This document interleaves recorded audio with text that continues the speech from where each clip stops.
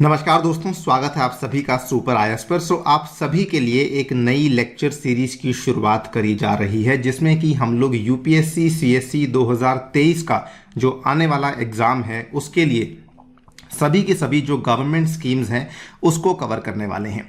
इसमें जो हमारा मेन फोकस रहने वाला है वो उन सभी गवर्नमेंट स्कीम्स पे रहने वाला है जो कि इंडियन गवर्नमेंट के द्वारा रिसेंटली लॉन्च करी गई हैं। और इसमें हम लोग ये सेट 1 है जो कि आपके सामने पेश कर रहे हैं और इसमें कई सारे सेट्स और भी आने वाले हैं। शुरू करने से पहले आपको बता दूं कि यदि आप लोग यूपीएससी की पर्टिकुलरली तैयारी कर रहे हैं तो ये वाला लेक्चर आपके लिए बहुत ज़्यादा इंपॉर्टेंट है। लेकिन अगर आप यूपीएससी को छोड़कर किसी स्टेट पीसीएस की परीक्षा की तैयारी कर रहे हैं तो उस केस में भी ये वाला लेक्चर आपके लिए काफ़ी रेलिवेंट बन जाता है, बिकॉज वहाँ पर भी इस तरह के क्वेश्चन हमें देखने को मिलते रहते हैं। आइए बिना किसी देरी के शुरू करते हैं दोस्तों। मेरा नाम है अनिरुद्ध। यदि आप लोग इस लेक्चर की पीडीएफ को डाउनलोड करना चाहते हैं तो यहाँ पर दिए गए टेलीग्राम चैनल के माध्यम से कर सकते हैं। शुरू करने के पहले आपको बताना चाहूंगा कि टेक्स्ट बुक आपके लिए एक बहुत ही शानदार अवसर लेकर आया है। सब्सक्रिप्शन का प्राइस काफ़ी कम कर दिया गया है। ये वाला जो प्राइस है ये मात्र 3 दिन तक वैलिड है, that is 29th, 30th and 31st अक्टूबर। आपका जो सेल प्राइस है ये आपको मिलने वाला है मात्र 18,899 में, यानी कि 19,000 रुपये में आप यहाँ पे पूरी सब्सक्रिप्शन को परचेज कर पाएंगे। इसमें आपको जो कोड लगाना होगा that is my name Aniruddh, उस केस में आपको ये वाला प्राइस अवेलेबल करवा दिया जाएगा। इस सब्सक्रिप्शन में आपको इंडिया के जो अलग अलग टॉप लेवल यूपीएससी इंस्टीट्यूट्स हैं उनके सभी कोर्सेज देखने को मिलेंगे और बाकी हमारे भी जो कोर्सेज और लेक्चर्स हैं वो भी देखने को मिल जाएंगे। इसमें आपको मेरा साइंस एंड टेक का जो डेडिकेटेड कोर्स है वो भी अवेलेबल करवा दिया जाएगा। ऑल राइट, आज के इस लेक्चर में हम लोग डिस्कस करने वाले हैं ये वाली स्कीम्स जो कि इस साल सुर्खियों में रही हैं। ये केवल इसका सेट नंबर 1 है, इसके आने वाले सेट्स आपके सामने हम लोग पेश करते रहेंगे। तो जल्दी अगर देखें तो सबसे पहले मैं आपसे बात करूंगा कैपिटल गुड्स स्कीम। इसका दूसरा चरण है, इसको अप्रूवल दे दिया गया है। नेशनल कमीशन फॉर सफाई कर्मचारीज, ये भी दोस्तों इसको फिर से एक्सटेंशन मिली है। काफ़ी लंबे टाइम से इसको एक्सटेंशन दी जा रही थी, बार बार इसको 2 या 3 साल के लिए एक्सटेंड किया जाता है, तो इस बार भी इसको फिर से 3 साल के लिए एक्सटेंड किया गया है। उजाला स्कीम के लिए एक बहुत ही शानदार खबर सामने आई है कि उजाला स्कीम ने अपने 7 सक्सेसफुल ईयर्स को पूरा किया है इन द ईयर ऑफ 2022, जिसके चलते इसमें यह डेटा सामने आया है कि इंडिया ने कितनी सारी एलईडी लाइट्स को बांटा है, उसके बाद कितना हमारा जो अफोर्डेबिलिटी है वो इंप्रूव हुआ है, जो एलईडी लाइट्स का खर्चा है वो कितना कम हुआ है। Ministry of housing and urban affairs के द्वारा एक बहुत ही शानदार मिशन लॉन्च किया गया है जिसका नाम है smart cities and academia towards action and research. ये बेसिकली एक ऐसी पहल है जिसमें कि स्मार्ट सिटीज को जोड़ने का प्रयास किया जा रहा है इंस्टीट्यूशंस और एकेडमिक इंस्टीट्यूशंस के साथ under the program called as SAAR. यानी कि हम लोग स्मार्ट सिटीज में इंस्टीट्यूशंस की मदद से किस तरीके से और बेहतर काम कर सकते हैं वो वाला यहाँ पे काम किया जाएगा। Then there is something called as NEAT 3.0 जो कि मिनिस्ट्री ऑफ एजुकेशन के द्वारा लॉन्च की गई है और ये एक अगेन बहुत ज़्यादा इंपॉर्टेंट और रेलिवेंट स्कीम है, बिकॉज इस पर्टिकुलर स्कीम में ये बातचीत हुई है कि हायर एजुकेशन में हम लोग किस तरीके से लर्निंग आउटकम्स को इंप्रूव कर सकते हैं। अभी तक हम लोग लर्निंग आउटकम्स की बात करते थे जो छोटी कक्षा में पढ़ने वाले बच्चे थे, जैसे कि 2nd, 3rd, 4th, 5th even 8th तक बच्चों की हम बात करते थे। लेकिन जो NEAT नीट 3.0 के नाम से ये वाली स्कीम है ये डील करती है हायर एजुकेशन के साथ कि इसमें हम लोग किस तरीके से जो लर्निंग आउटकम्स है इसको इम्प्रूव और बेटर कर सकते हैं। फाइनली बात करूंगा आपके साथ श्याम प्रसाद मुखर्जी रुर्बन मिशन को लेकर। इसमें कुछ रैंकिंग सामने आई है, कौन सी स्टेट ने सबसे अच्छा परफॉर्म किया है उसके बारे में हम लोग ब्रीफली डिस्कशन करेंगे। आइए शुरू करते हैं। सबसे पहले बात कर रहा हूं कैपिटल गुड्स स्कीम के दूसरे चरण के बारे में। इस पर्टिकुलर स्कीम को लागू करने वाला जो मंत्रालय है that is the ministry of heavy industries MHI। इन्होंने स्कीम को नोटिफाई किया, scheme on enhancement of competitiveness in the Indian capital goods sector phase 2 so that सहयोग दिया जा सके for common technology development and services infrastructure. यानी कि यहाँ पे तकनीक के विकास के लिए और जो सेवा का ढांचा है उसके विकास के लिए ये वाला पैसा अवेलेबल करवाया जा रहा है। आप लोग यहाँ पे देख पाएंगे गवर्नमेंट ने इस पर्टिकुलर स्कीम को नोटिफाई किया था 28 जनवरी 2022 की ये वाली खबर आपके सामने है। जो चरण नंबर 2 था इसका बेसिकली एडवांटेज और इसका बेसिक जो उद्देश्य था वो क्या था, to expand and enlarge the impact created by the phase 1 pilot scheme to provide greater impetus by creating strong and globally competitive capital good sector. यानी कि जो हमने ऑलरेडी इसका पहला चरण जो कि आज से 8 साल पहले हमने लॉन्च किया था सन 2014 में नवंबर के महीने में, उसी के ऊपर बिल्डअप करने का हमारा मेन काम है कैपिटल गुड्स स्कीम के फेज 2 को लॉन्च करने का। फेज 1 में हमने एडवांसमेंट ऑफ मशीनरी की बात करी थी with modern technology and increase skill development की बात करी थी, और अब हम लोग जो है फेज 2 में उसी चीज को और एक्सपैंड कर रहे हैं।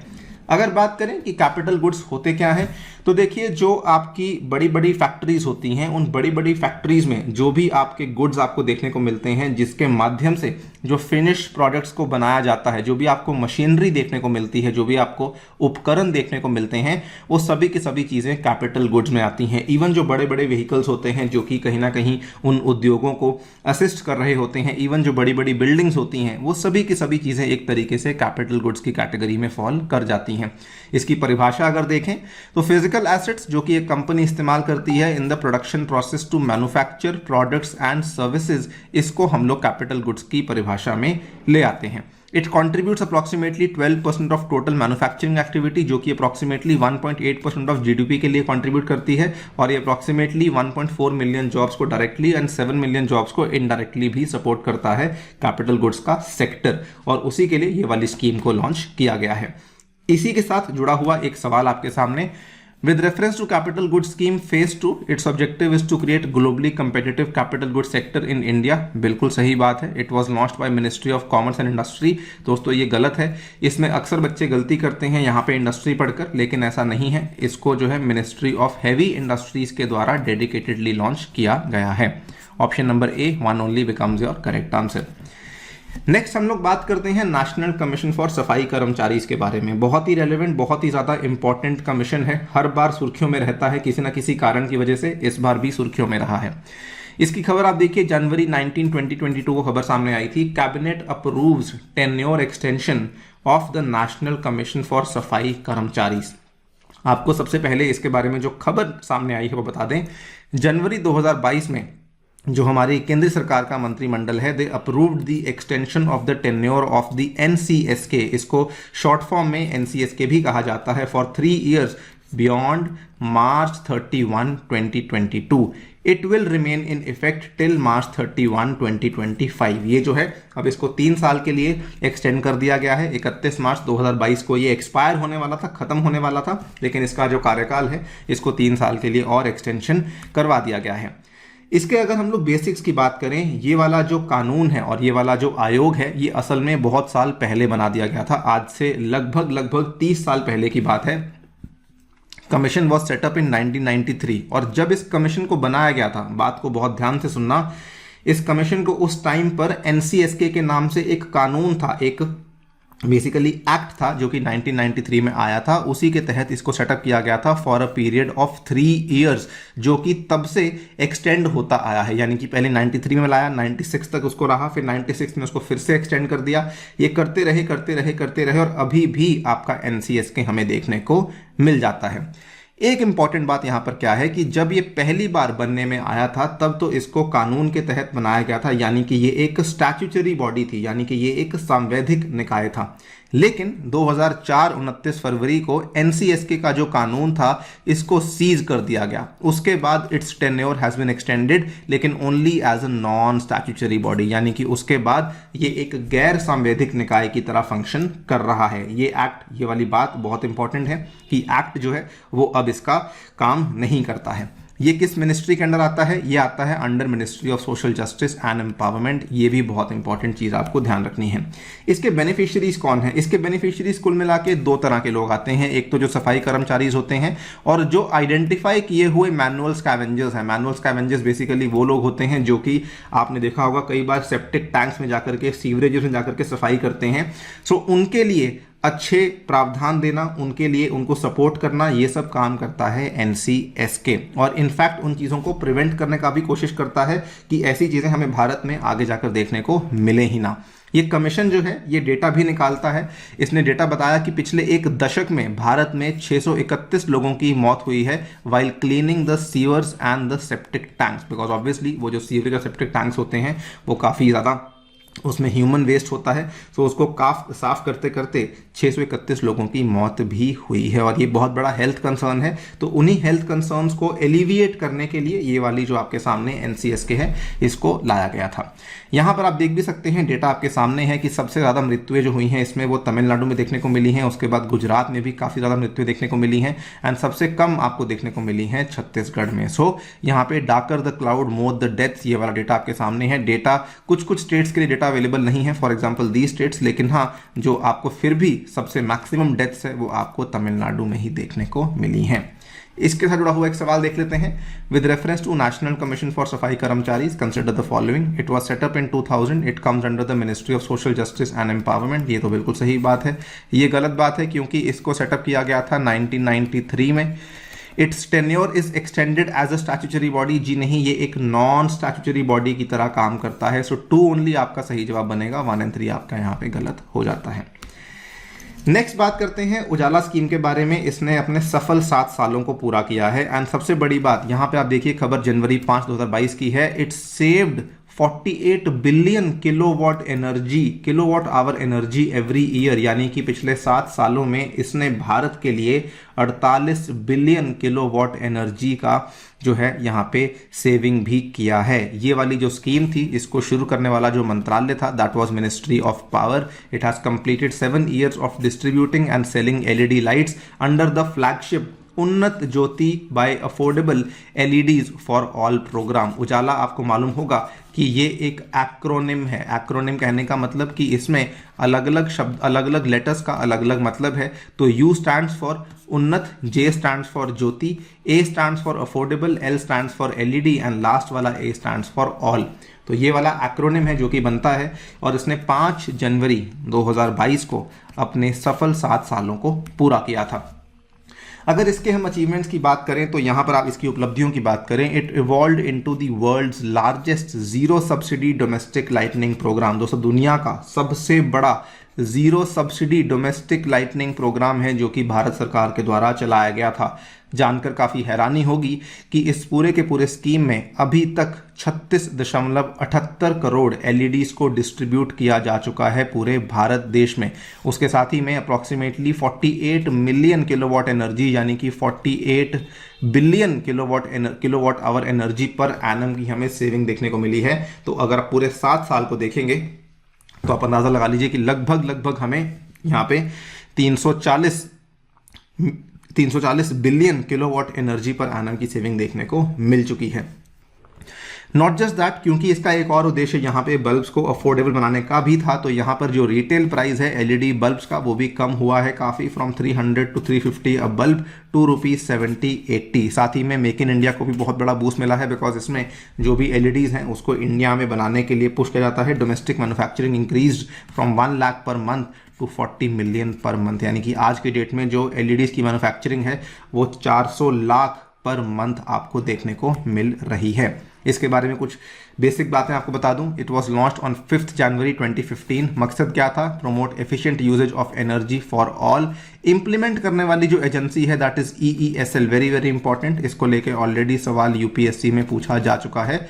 It is a government company जो कि मिनिस्ट्री ऑफ पावर के अंडर आता है। इसकी एलिजिबिलिटी, कोई भी डोमेस्टिक हाउस होल्ड जिसके पास मीटर्ड कनेक्शन है उसमें आपको उजाला स्कीम वो उसकी चीज़ के लिए एलिजिबल बन जाती है। ये आपके सामने है, देखिए Ujala brightening up India, 37 crore LED bulb distributed at just ₹10 each, 48,000 crore units annually हमने सेव किए हैं। मनी भी हमने लगभग 19,000 करोड़ का हमने एनुअल सेविंग भी यहाँ पे किया है और पावर डिमांड में भी हमें रिडक्शन देखने को मिली है। ऑब्वियसली जब ये सब होगा तो CO2 एमिशन का भी हमें भारी रिडक्शन देखने को मिल जाता है। तो कहीं ना कहीं ये हमारे जो पेरिस क्लाइमेट के गोल्स हैं या फिर जो हमारे ग्लासगो समिट के गोल्स हैं उनको भी पूरा करने में काफ़ी बड़ी भूमिका निभा रही है।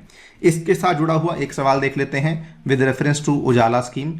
EESL is the implementing agency, बिल्कुल सही बात है। Only rural households are eligible, जी नहीं, ऐसा नहीं है। कोई भी हाउस होल्ड इस चीज़ के लिए एलिजिबल है, ठीक है। Every domestic house hold having a metered connection इस चीज़ के लिए एलिजिबल हो जाता है।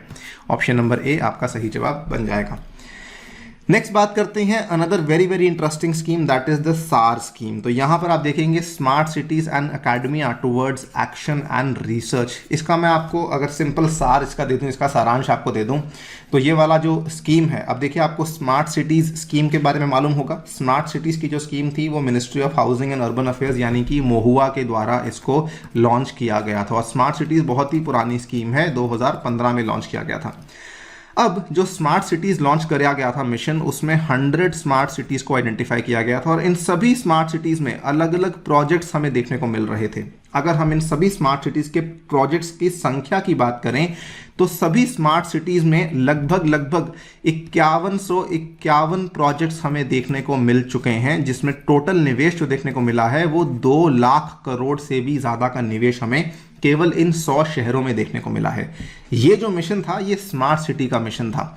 अब ये जो सार मिशन है इसने यहां पर क्या किया है, इसने बेसिकली क्या किया है कि इंडिया के कुछ 15 प्रीमियर इंडियन आर्किटेक्चर और प्लानिंग इंस्टीट्यूट्स को यहां पे इन्होंने आइडेंटिफाई किया है, जो कि स्मार्ट सिटीज के साथ काम करेंगे, जो कि डॉक्यूमेंट करेंगे landmark projects undertaken by the smart cities mission. तो इन्होंने यहां पर पहला जो इसके तहत होने वाली एक्टिविटी है, ये एक कंपेंडियम तैयार करेंगे 75 लैंडमार्क अर्बन प्रोजेक्ट्स का under the smart city mission. तो यहां पर कोशिश ये होने वाली है कि एक तो जो इंस्टीट्यूट्स हैं ये बताएं कि क्या क्या हम लोग चेंजेस लेकर आ सकते हैं, किस तरीके से हम लोग जो प्रोजेक्ट्स हैं इनको और बेहतर कर सकते हैं। नॉट जस्ट दैट, इसमें बल्कि जो आपस में स्मार्ट सिटीज के प्रोजेक्ट्स हैं इसमें भी जो इंफॉर्मेशन का फ्लो है वो अच्छे तरीके से हो सके, यानी कि किसी एक स्मार्ट सिटी में कोई अच्छा काम हो रहा है तो दूसरा स्मार्ट सिटी भी उसमें उससे सीख सके। तो बेनिफिट यही है, capture the learnings from best practices, engagement opportunities to students, enable real time information flow between urban practitioners and academia. और ये सभी की सभी चीजें करवाने के लिए किसको आइडेंटिफाई किया है, एक तो ऑब्वियसली महुआ आपका ये काम करेगा, दूसरा आपका national institute of urban affairs है जो कि इसमें इस लिंकेजेस को फैसिलिटेट करेगा। अब हम लोग क्या कर रहे हैं, हम लोग एक तरीके से अकेडमिया की लिंकेज बिठा रहे हैं स्मार्ट सिटीज के साथ, जो कि बहुत लंबे टाइम से डिमांड थी, वो अब फाइनली हमें देखने को मिल रहा है। It is a joint initiative of Mahua, NIUA and leading Indian academic institutions of the country. Understood guys? इसमें आप लोग देख सकते हैं जो 15 इंस्टीट्यूट्स जो कि यहाँ पे आइडेंटिफाई किए गए हैं, फॉर एग्जांपल जामिया मिलिया इस्लामिया हुआ, CEPT यूनिवर्सिटी अहमदाबाद हुई, IIT रुड़की हो गया, IIT खड़गपुर हो गया, देन इवन आपका आइसर जो उसका है ये वाला आपको आइसर देखने को मिल जाता है, अन्ना यूनिवर्सिटी चेन्नई होगी, RV कॉलेज ऑफ आर्किटेक्चर देखने को मिल गया, मणिपाल स्कूल ऑफ आर्किटेक्चर देखने को मिल गया, मौलाना आज़ाद जिसको हम लोग मैनिट के नाम से जानते हैं, NIT भोपाल के नाम से जानते हैं वो हो गया, कॉलेज ऑफ इंजीनियरिंग पुणे हो गया। तो ये अलग अलग यहाँ पे कॉलेजेस हैं जिनको कि आइडेंटिफाई किया गया है। इधर आपके सामने है ये आपका NIUA है और ये आपका यहाँ पे ministry of housing and urban affairs तो है ही है। ये इन लोगों ने मिलकर के सार मिशन को शुरू किया है। Understood guys? This is the story जो कि हमें फिलहाल तक मालूम हुई है रिगार्डिंग द सार मिशन। स्मार्ट सिटी मिशन के बारे में आप लोग जानते ही हैं। स्मार्ट सिटी मिशन के बहुत सारे पहलू हैं, बहुत सारे एस्पेक्ट्स हैं, smart people, smart economy, smart environment, smart government, smart living and smart mobility. मतलब कि हम हर तरीके से सिटी को कैसे बेहतर, कैसे स्मार्ट बना सकते हैं। इसी को लेके एक सवाल, with reference to smart cities and academia towards action and research, it is an individual initiative of Ministry of Housing and Urban Affairs। ठीक है, ऐसा नहीं है, इंडिविजुअल नहीं है, इसमें साथ में NIUA भी है। 15 premier Indian architecture and planning institutes will be documenting landmark projects undertaken by the smart cities mission। बिल्कुल सही बात है। तो ऑप्शन नंबर B2 ओनली आपका सही जवाब बन जाएगा। एक चीज को बस समझ लीजिए, इसकी फुल फॉर्म में ही इसका आपको मतलब ध्यान रहने वाला है। फिर से दिखा दूं, full form smart cities and academia, यानी कि दोनों को हम लोग जोड़ रहे हैं। ठीक है, नेक्स्ट बात करते हैं नीट 3.0 की। वेरी वेरी इंपॉर्टेंट स्कीम, इसको लेके सवाल आने के चांसेस बहुत ज्यादा हैं। मिनिस्ट्री ऑफ एजुकेशन के द्वारा अनाउंस किया गया है a new national educational alliance for technology, NEAT 3.0, to use technology for better learning outcomes in higher education. Understood guys? ये वाला जो मिशन है लर्निंग आउटकम्स को इंप्रूव करने के लिए, ये सबसे ज्यादा की वर्ड है, सबसे ज्यादा ऑपरेटिव वर्ड है यहाँ पे, जिसको नहीं भूलना है। किसमें? लेकिन हायर एजुकेशन में। अब ये कैसे ध्यान रखना है कि भाई 3.0 जो है ये पर्टिकुलरली हायर एजुकेशन के लिए बनाया गया है और हम लोग टेक्नोलॉजी का इस्तेमाल करेंगे। National educational alliance for technology का इस्तेमाल करने वाले हैं। ये देखिए 5 जनवरी 2022 को Dharmendra Pradhan launches NEAT 3.0 to bridge the e tech learning gap, ये वाला यहाँ पे न्यूज सामने आई थी। फीचर्स क्या हैं? इसके फीचर्स बड़े इंटरेस्टिंग है। इसमें सरकार ने क्या किया है कि वो लोग जो एडटेक कंपनीज हैं जो आजकल चल रही हैं, आपने बहुत देखी होंगी, जैसे टेक्स्ट बुक भी एक एडटेक कंपनी है जिसकी आप लोग वीडियो देख रहे हैं। यूट्यूब पे आपको बहुत सारी एडटेक कंपनीज की बहुत सारी वीडियोस देखने को मिलेंगी। इंडिया में बहुत सारी एडटेक कंपनीज हैं। गवर्नमेंट ने क्या किया है कि गवर्नमेंट ने एक तरफ हो गया गवर्नमेंट और एक तरफ हो गई एडटेक कंपनीज, एक पीपीपी मॉडल को यहाँ पे क्रिएट किया है। पीपीपी मॉडल में पब्लिक हो गई आपकी गवर्नमेंट, प्राइवेट हो गई आपकी एडटेक कंपनीज। ये दोनों मिलकर के टेक्नोलॉजी का सबसे सर्वश्रेष्ठ इस्तेमाल करेंगे in education pedagogy on a single platform, specially for economically and socially weaker sections of the society, so that जो हायर एजुकेशन के लर्निंग आउटकम्स हैं वो बेहतर हो सकें, सो दैट जो लोग बाहर आते हैं हायर एजुकेशन पढ़ने के बाद उनकी एम्प्लॉयबिलिटी भी बेहतर हो सके। इंप्लीमेंट करने वाला जो एजेंसी है that is AICTE, all India council for technical education. ये आप यहाँ पे देख पाएंगे। हायर एजुकेशन के कोर्सेज हैं, स्कूल एजुकेशन कोर्सेज हैं, वोकेशनल कोर्सेज हैं, स्किल बेस्ड कोर्सेज हैं, Indian traditional cultural knowledge system courses, international language based courses, employment oriented गति शक्ति based courses, skilling and upskilling courses for faculty members, ये सभी चीज़ें यहाँ पे अनाउंस करी गई हैं। सो बहुत सारी एडटेक कंपनीज के साथ सरकार मिलकर के काम करने वाली है। यहाँ पे आपके सामने है AICTE के बारे में आपको ब्रीफली बता दूं। ये बहुत पुरानी बॉडी है, नवंबर 1945 में बनाया गया था। एपेक्स एडवाइजरी बॉडी है, अंडर मिनिस्ट्री ऑफ एजुकेशन आती है और दोनों ने मिलकर के, अब देखिए यहाँ पे इंडिया में 4500 से भी ज़्यादा स्टार्टअप्स हैं जो कि आपको एडटेक स्पेस में देखने को मिलते हैं और ये स्पेस बहुत ही तेजी से ग्रो कर रही है। इसी स्पेस में आने वाले स्टार्टअप्स के साथ मिलकर के AICTE इसमें कामकाज करने वाला है। इससे जुड़ा हुआ ये वाला सवाल आपके सामने, with reference to national educational alliance for technology NEAT 3.0, it is based on PPP between coaching institutes and government of India. दोस्तों कोचिंग इंस्टीट्यूट्स कहना गलत होगा, एडटेक कंपनीज होंगी, क्योंकि जो कोचिंग इंस्टीट्यूट्स होते हैं वो मोस्टली ऑफलाइन होते हैं। एडटेक कंपनीज जो हैं वो ऑनलाइन काम करती हैं, उनके साथ गवर्नमेंट ऑफ इंडिया यहाँ पे टाइप करने वाला है। NCERT is the implementing agency, ये भी आपका फॉल्स है और ये भी आपका फॉल्स है, तो ऑप्शन नंबर डी आपका सही जवाब बन जाता है। ठीक है, all right. Next, Shyam Prasad Mukherjee rurban mission, इसके बारे में बात कर लेते हैं। ये देखिए, ये वाली खबर वैसे पिछले साल के अंत में ही आ चुकी थी। Telangana stood first in the implementation, इसकी रैंकिंग सामने आई थी, श्याम प्रसाद मुखर्जी रुर्बन मिशन, और तमिलनाडु और गुजरात जो है इन्होंने दूसरा और तीसरा स्थान प्राप्त किया था। ये रुर्बन मिशन आपको मालूम होना चाहिए, रुर्बन जो मिशन था ये बेसिकली क्लस्टर बेस्ड अप्रोच पे काम करता था। What is the cluster based approach? बहुत ही शानदार अप्रोच सरकार लेकर आई थी। इन्होंने कहा था कि हम लोग ऐसा नहीं करेंगे कि एक एक गांव पे फोकस करेंगे, हम लोग यहाँ पे बहुत सारे गांवों को मिलाकर के एक क्लस्टर बनाएंगे। तो जो एक क्लस्टर बनेगा उसमें हम लोग यहाँ पे कोशिश करेंगे विकास करने की। तो Shyam Prasad Mukherjee rurban mission, infrastructure for new India, invigorating the villages of India, 300 clusters have been identified. Cluster based approach, एक क्लस्टर में एक नहीं मल्टीपल गांव होने वाले हैं और इस क्लस्टर के अंदर हम लोग बनाएंगे उद्योग, हम लोग बनाएंगे स्किल डेवलपमेंट के सेंटर्स वगैरह वगैरह सब कुछ करेंगे, सो दैट इन सारे के सारे क्लस्टर में आने वाले सारे के सारे जो गांव हैं उनको फायदा देखने को मिल सके। Agro based thematic clusters for skilled man power and economic opportunities, 273 integrated cluster action plans approved for 29 states, ये रेलिवेंट नहीं है। 300 rurban ODF and green growth clusters, ये भी रेलिवेंट नहीं है। ये हमारा मेन मकसद था, ये करवाने का मकसद था रुर्बन मिशन का। लॉन्च किसने किया था? MORD ने किया था 2016 में। सेंट्रली स्पॉन्सर्ड स्कीम है, प्लीज ध्यान रखिए, very very important fact. To deliver integrated project based infrastructure in the rural areas which includes economic and skill development. Rurban में 15 से 20 विलेजेस आती हैं जिसमें 30 से 40 लाख की पॉपुलेशन होगी। ये वाला फैक्ट तो ध्यान रखिए, आजकल इस तरह के सवाल काफ़ी आते हैं कि एक क्लस्टर में क्या क्या होता है। तो 15 से 20 गांव होंगे जिसमें जनसंख्या 30 से 40 लाख की होने वाली है। 300 rurban clusters are envisaged to be developed in a time bound manner. ये हमारा यहाँ पे प्रयास था जो कि गवर्नमेंट इसमें अभी लगी हुई है। तो ये आपके सामने है, देखिए किस तरीके से ये अब यहाँ पे क्लस्टर लेवल इन्होंने बना दिया। क्लस्टर लेवल पे agro farming, dairy farming, mobile health units, digital literacy, E gram facility, upgradation of education facilities, inter village road connectivity, vermi composting for organic farming, सब कुछ यहाँ पे किया जा रहा है। इसके साथ जुड़ा हुआ भी एक सवाल देख लेते हैं। With reference to Shyam Prasad Mukherjee rurban mission consider the following.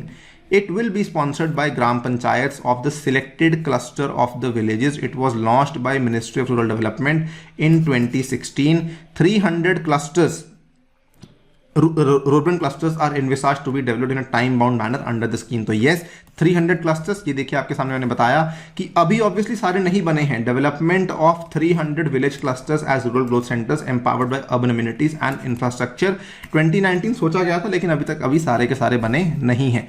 ये वाली बात बिल्कुल सही है. मिनिस्ट्री प्लीज ध्यान रखिए, आखिरी स्कीम है, आपको फिर से बता रहा हूं, पहले भी सभी मिनिस्ट्री बताई हैं मैंने आपको. MORD जो है वो यहाँ पे बेसिकली इसके लिए काम कर रही है. सो यस, MORD जो है वो इसको लॉन्च किया गया था 2016 में. ये वाली बात भी बिल्कुल सही है. Understood guys. अब बच गया एक option, it will be sponsored by gram panchayat of the selected cluster of the villages. इसके बारे में मैंने आपको अभी तक कुछ नहीं बताया, लेकिन आप इसका जवाब दे सकते हैं. कैसे? देखिए यहाँ पे लिखा हुआ है कि ये एक सेंट्रली स्पॉन्सर्ड स्कीम है.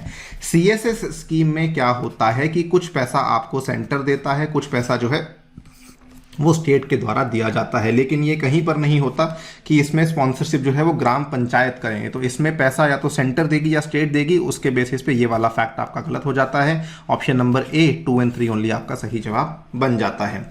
फाइनली जाने से पहले कुछ टिटबिट्स को देख लेते हैं. कुछ छोटी मोटी खबरें हैं. हरियाणा कौशल रोजगार निगम पोर्टल लॉन्च किया गया था हरियाणा गवर्नमेंट के द्वारा 26 दिसंबर, good governance day. Setting up of Atal park and समृद्धि केंद्र, ठीक है. और उसके बाद heartfulness international yoga academy union Ayush minister के द्वारा इसको लॉन्च किया गया था. उसके बाद चाइल्ड मैरिज फ्री ओडिशा की Ganjam district has been declared as child marriage free district on January 5, 2022. ये वाली जो खबरें हैं ये मोस्टली रेलिवेंट हैं अगर आप लोग स्टेट PCS की तैयारी कर रहे हैं. वेरी लेस पॉसिबिलिटी कि इस तरह की चीजें आपको UPSC में देखने को मिलेंगी. ऑल राइट दोस्तों, फिलहाल के लिए इस वीडियो में इतना ही. अगले वीडियो में फिर से मुलाकात करेंगे. सेट नंबर 2 आपके सामने लेकर आएंगे. प्लीज जुड़ना बिल्कुल ना भूलना. और जो स्पेशली बच्चे UPSC 2023 के लिए तैयारी कर रहे हैं उनके लिए ये वाली वीडियोस बहुत ज्यादा रेलेवेंट होने वाली हैं. Thank you so much for listening. Stay tuned and stay safe.